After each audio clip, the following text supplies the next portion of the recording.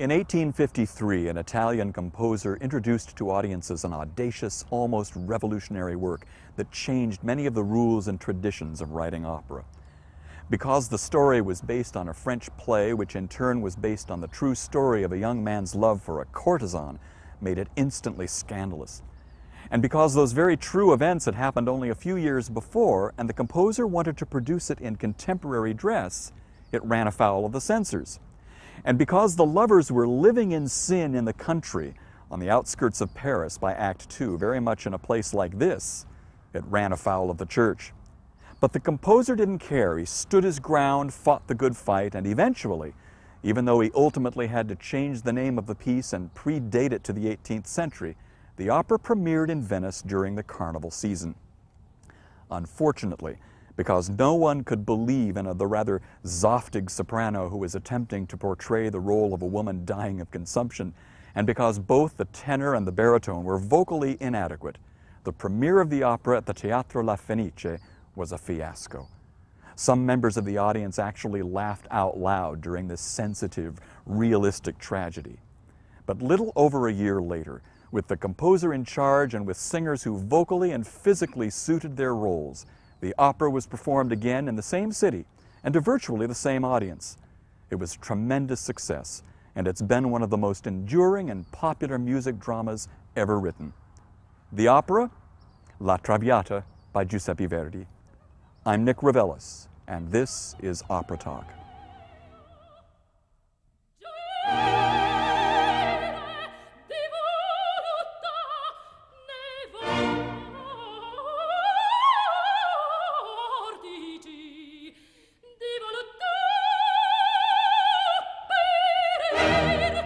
Being here at the Villa Montezuma in Sherman Heights reminds us generally of the period that most productions of La Traviata are set in.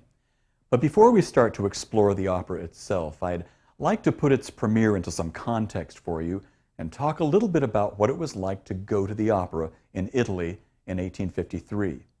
What were the expectations and the experiences of Italian opera-going audiences?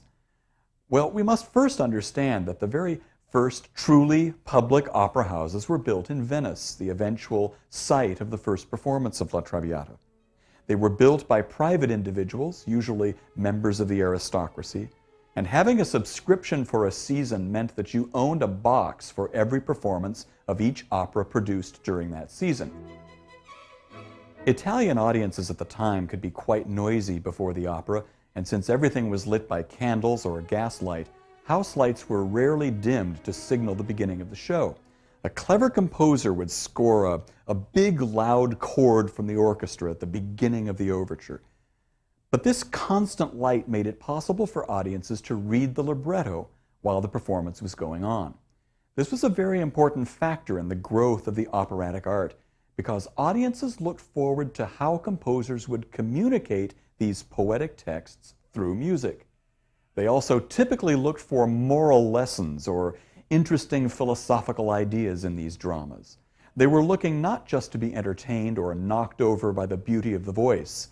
They were looking for a kind of spiritual uplift, something that was generally thought to be an important part of the artistic experience.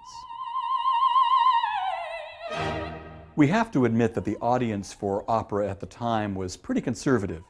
They had very definite expectations about their Italian opera, and composers had to follow tradition-bound rules in order to meet those expectations.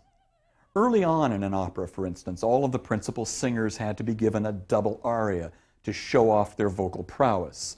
The double aria was a two-movement piece, the first section of which was a slow, lyrical outpouring, followed by a second section that was stirring and fast-paced to help the singer exit in glory. A composer ignored this rule to his peril. Rousing choruses and even the occasional ballet were considered a mandatory part of the mix, and stories were normally about faraway historical periods, characters taken from mythology or history. Opera was larger than life, and characters were often considered allegorical.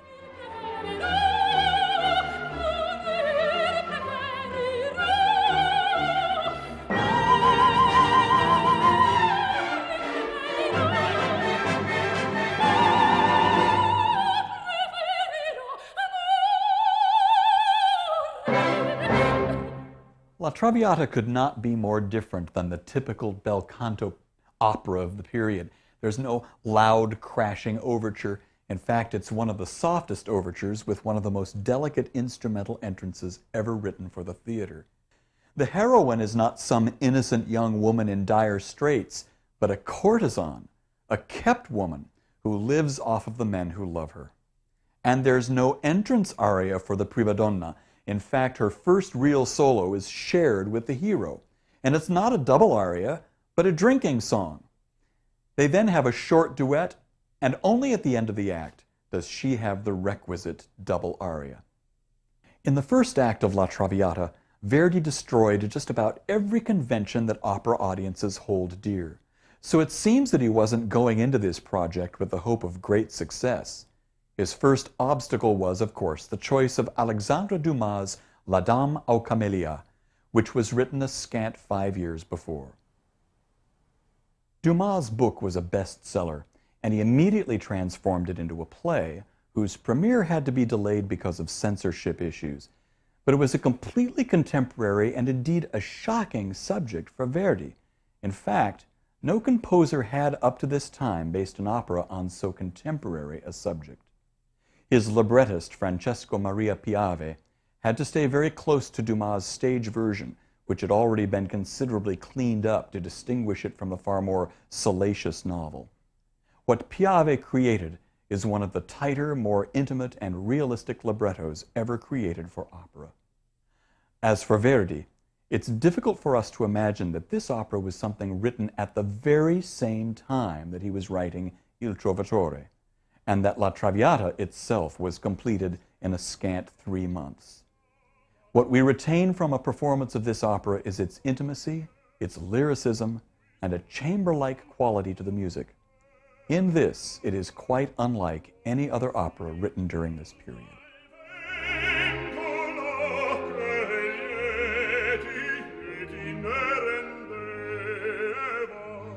If you look at the operas surrounding La Traviata, Il Trovatore and I Vespri Siciliani, they're both big, public operas, large-scale spectacles written in a conservative style, meeting and surpassing the traditional expectations of the 19th century Italian opera audience.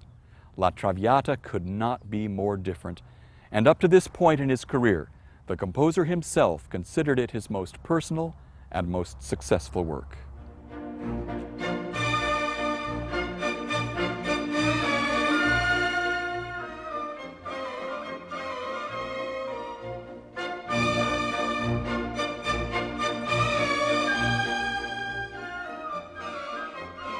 Violetta Valéry is having a festive party in her Paris apartment, celebrating her recent recovery from illness. Among her guests is the young Alfredo Germont, a handsome man who has loved her from a distance.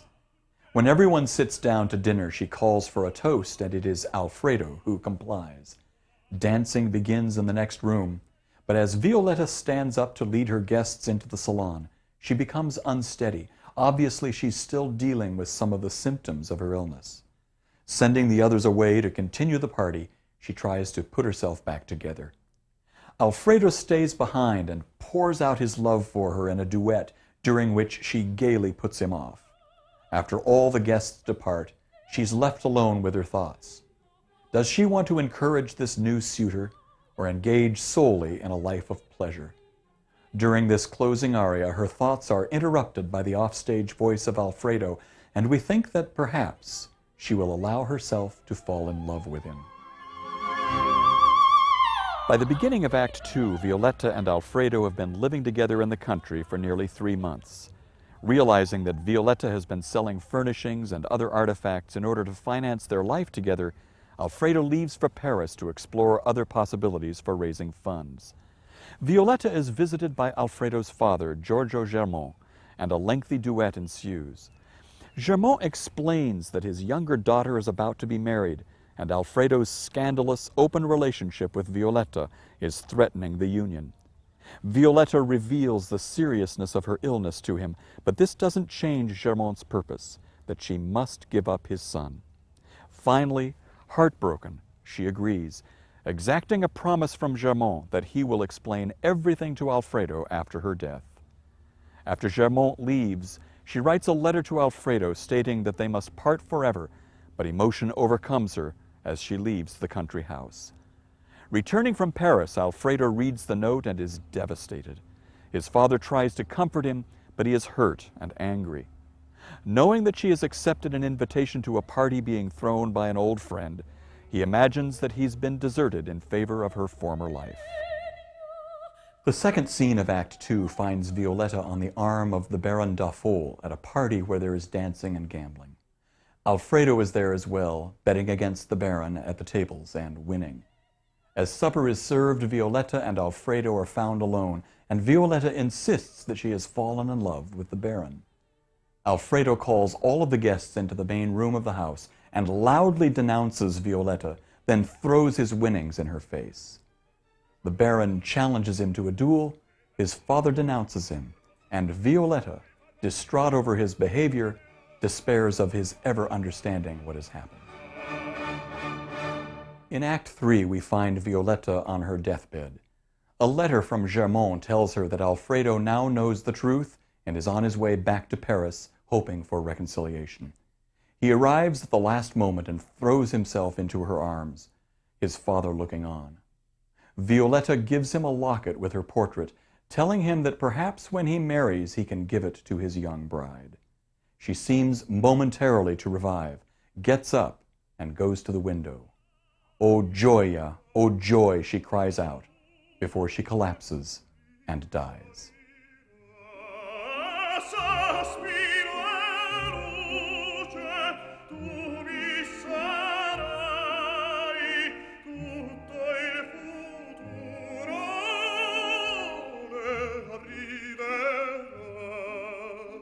Giuseppe Verdi's La Traviata is such a remarkable work for its time that I thought it would be good to invite musicologist Dr. Ron Shaheen to come back and talk with us about this wonderful piece. Ron, welcome. Thank you.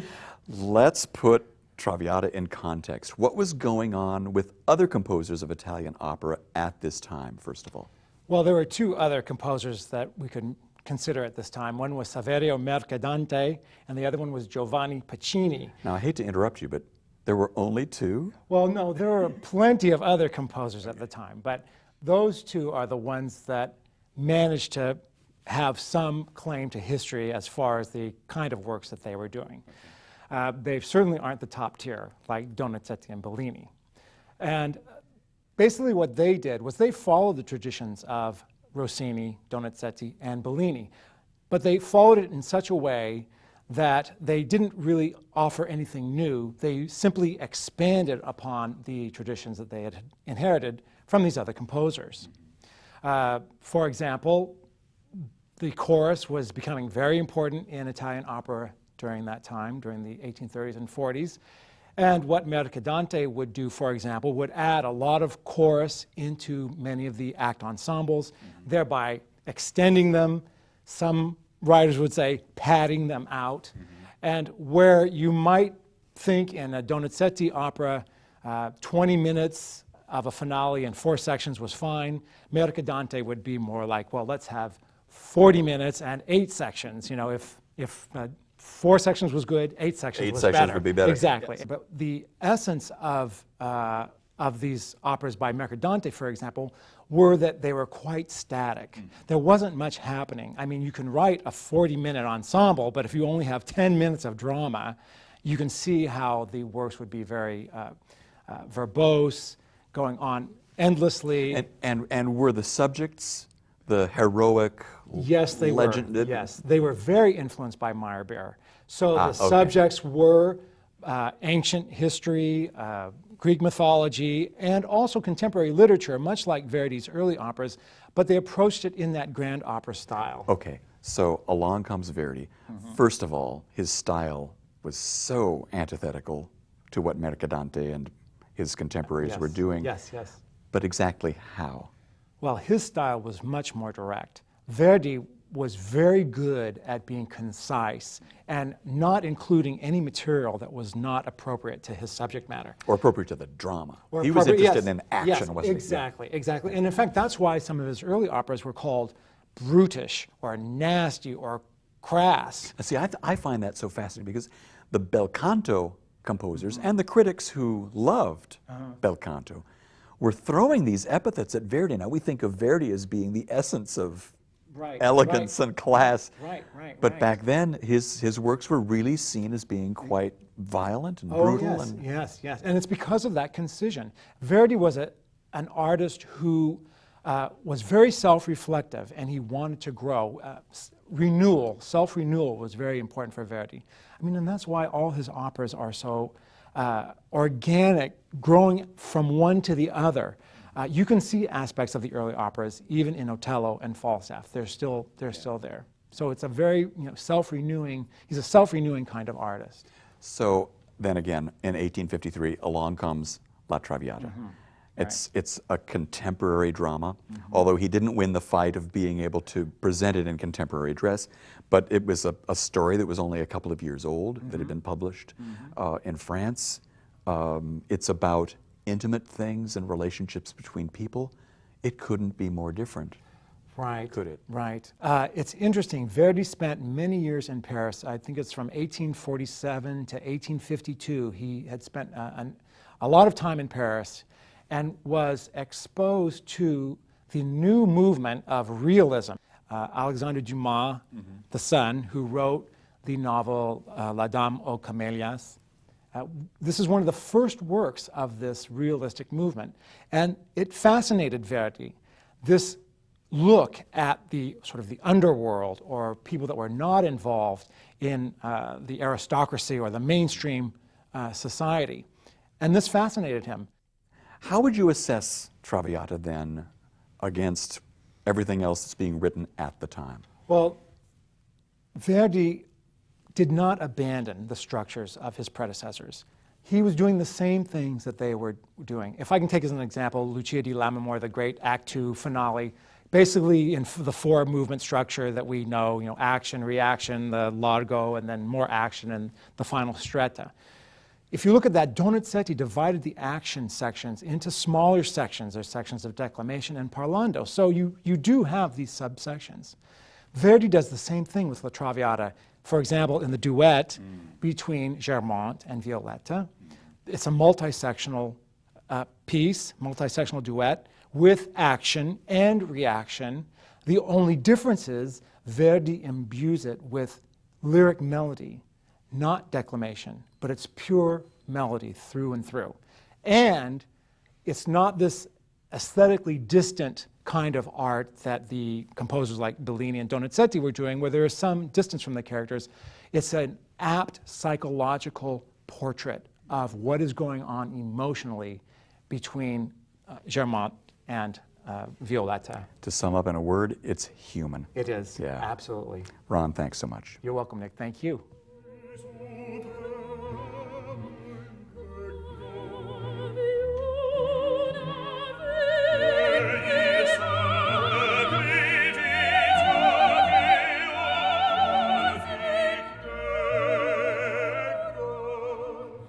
One of the most remarkable things about La Traviata is the wonderful second act duet between Violetta and Alfredo's father, Germont.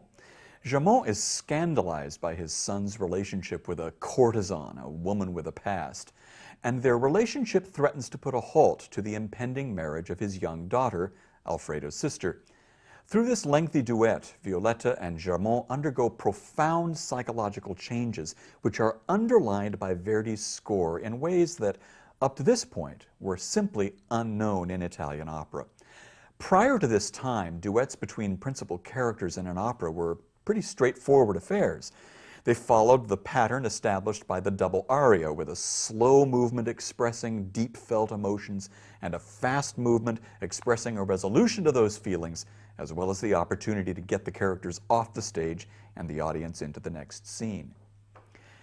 The Violetta-Germont duet is very complex, and by my count, actually has something like 7 discrete sections or movements. And in a fascinating way, Piave's libretto and Verdi's music follow Violetta as she goes through the 5 stages of grief, as outlined by the very contemporary author Elizabeth Kubler-Ross: denial, anger, bargaining, depression, and finally acceptance. Now, she doesn't go through the stages in quite that order, but the stages are all there just the same. Let's take a closer look at it. Denial comes soon after Germont enters the country house and during the recitative that introduces the duet. The orchestra describes his entrance, a figure full of the weight of self-righteousness.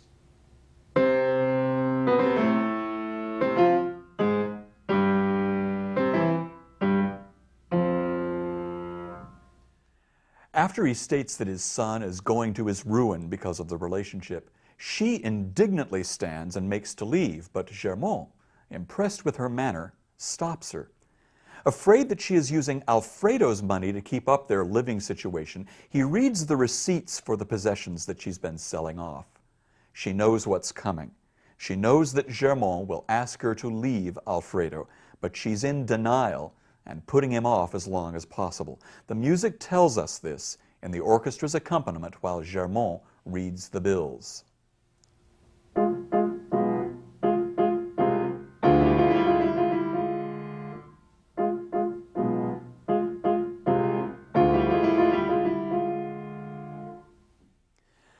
Germont pleads on behalf of his younger daughter in Pure si come un angelo, the official beginning of the duet.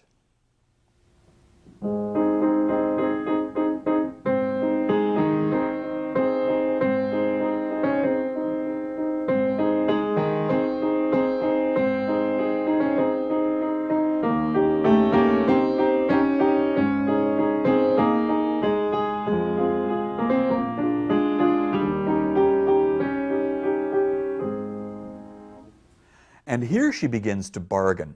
Yes, I understand. If I left Alfredo for a time, it would be a sacrifice, but then...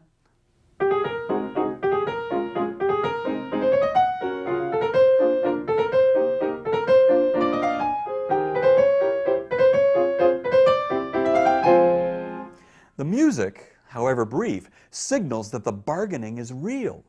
It's as if she feels a sudden relief that she's found a possible way out. When Germont assures her that he wants her not to leave Alfredo briefly, but for good, she moves from the bargaining stage to anger.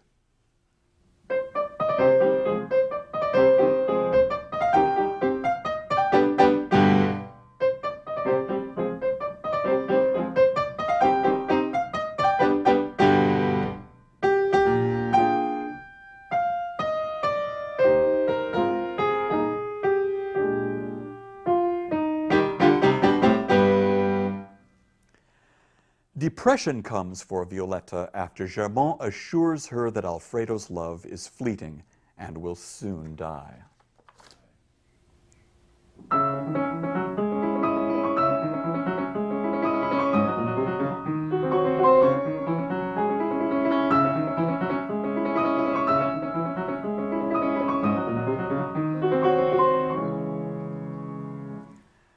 But an overwhelming sadness is communicated when she finally accepts the situation and tells Germont to assure his daughter that she will make the ultimate sacrifice for her.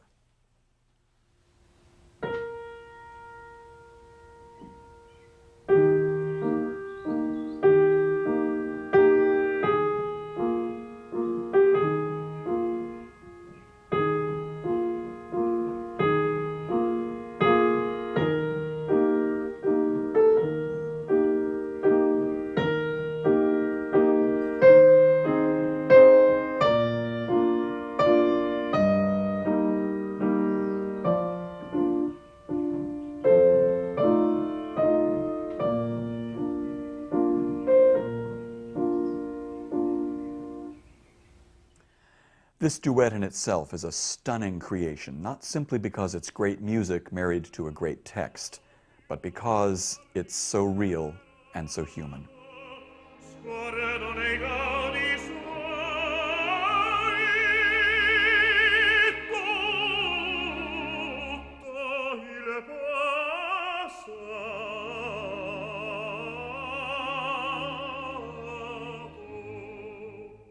And now for our resources segment on La Traviata.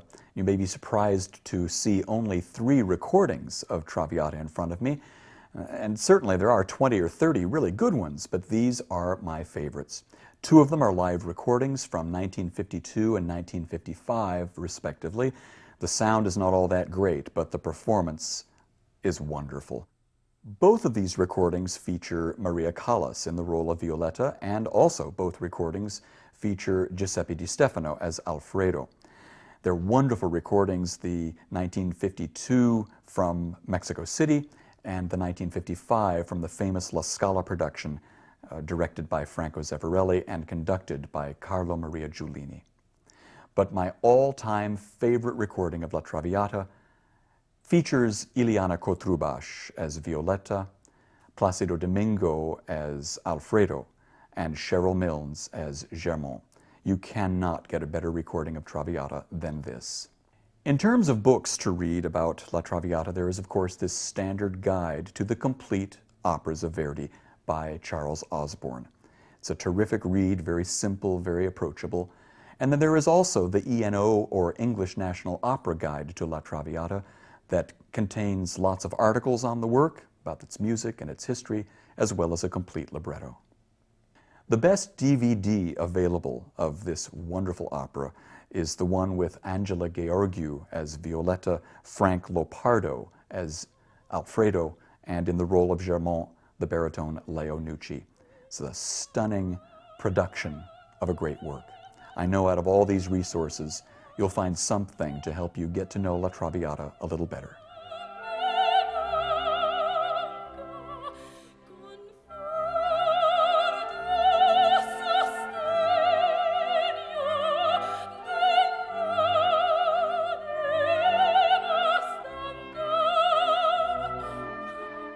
The three main characters of La Traviata create extraordinary dramatic arcs. The young lover Alfredo moves from unabashed passion to the maturity of one who has experienced the pain of loss. His father, Germont, moves from single-minded coldness to all-encompassing sympathy. And Violetta, who begins the opera as a pleasure-seeking hedonist, becomes a beacon of sacrificial love. The music of Verdi communicates all this, and after 150 years, we still recognize La Traviata as one of the greatest operas ever written. I'm Nick Reveles. I'll see you at the opera.